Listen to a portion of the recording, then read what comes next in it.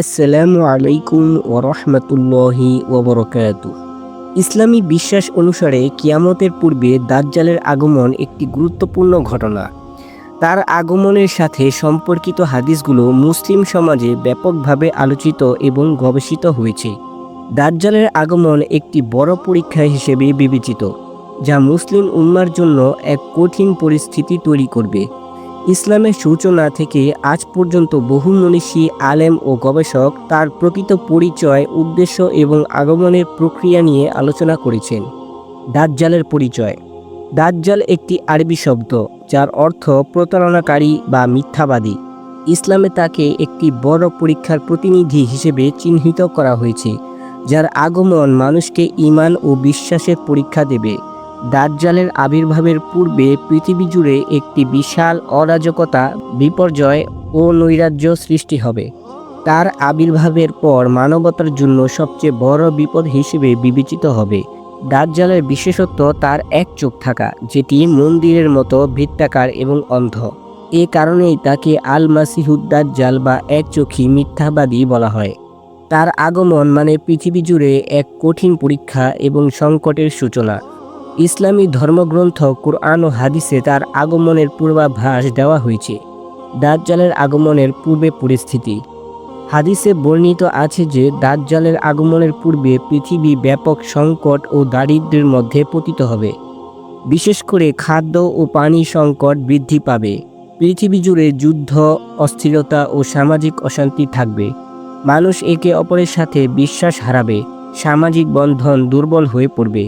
এমন পরিস্থিতিতে দাজ্জাল নিজেকে এক মহান ক্ষমতাধর নেতা হিসেবে প্রতিষ্ঠা করতে সক্ষম হবে এবং সে মানুষকে তার দিকে টানবে তার মিথ্যা চমক ও বিভ্রমের মাধ্যমে। হাদিসে বলা হয়েছে যে দাজ্জাল এসে পৃথিবীকে বিভ্রান্ত করবে এবং নিজেদেরকে ঈশ্বর বা আল্লাহর প্রতিনিধি বলে দাবি করবে। তার সঙ্গে থাকবে এক ভয়ঙ্কর প্রভাব, যা তাকে অনেক মানুষকে বিশ্বাসী করে তুলবে। তবে কিছু মানুষ, বিশেষ করে ঈমানদার মুসলিমরা, তার চক্রান্তের শিকার হবেন না। তাদের জন্য দাজ্জালের আগমন হবে এক কঠিন পরীক্ষা। দাজ্জালের চিহ্ন। দাজ্জালের আগমন ও তার চিহ্ন সম্পর্কে হাদিসে বিস্তারিত আলোচনা করা হয়েছে। একাধিক হাদিসে তার চেহারা, আচরণ এবং কর্মকাণ্ডের বর্ণনা পাওয়া যায়। সবচেয়ে গুরুত্বপূর্ণ চিহ্ন হলো তার এক চোখ থাকা। এই এক চোখের মাধ্যমে তাকে সহজেই চেনা যাবে। এছাড়া তার সঙ্গী থাকবে জন্নাহ এবং নরক নামক দুটি অদ্ভুত স্থানের উপস্থিতি। দাজ্জালের হাতেও কিছু আশ্চর্যজনক ক্ষমতা থাকবে, যেমন মন্দিরের মতো সৃষ্টির ক্ষমতা, যেখানে তাকে বিভ্রান্তিকর প্রতিভা প্রদর্শন করতে দেখা যাবে। হাদিসে আরও বলা হয়েছে দাজ্জালের আবির্ভাবের সময় পৃথিবী জুড়ে এক বিরাট বিপদ দেখা দেবে। তার আগমনের আগে মানুষ ধর্মীয় দিক থেকে বিভক্ত হবে, সমাজে বিশাল বিপর্যয় ঘটবে এবং অনেক মানুষ তার প্রলোভনে পা দেবে। দাজ্জাল যখন আবির্ভূত হবে তখন বিশ্বের বিভিন্ন অঞ্চলে একযোগে বিপর্যয় শুরু হবে। মানুষের মধ্যে বিশ্বাস, ন্যায় ও সত্যের প্রতি অনীহা বৃদ্ধি পাবে। দাজ্জালের ক্ষমতা ও প্রতারণা। দাজ্জালের সবচেয়ে বড় ক্ষমতা হবে তার প্রতারণা এবং বিভ্রান্তি। ইসলামী বিশ্বাস অনুযায়ী সে পৃথিবী জুড়ে তার মিথ্যা ও বিভ্রান্তিকর জাদু প্রদর্শন করবে, যা অনেক মানুষকে তার প্রতি আকৃষ্ট করবে। দাজ্জাল দাবি করবে যে সে ঈশ্বর এবং মানুষকে নিজের অনুসরণে বাধ্য করতে চাইবে। সে খাদ্য ও পানি প্রদান করবে, তবে এর বিনিময়ে সে মানুষের আত্মসমর্পণ চাবে।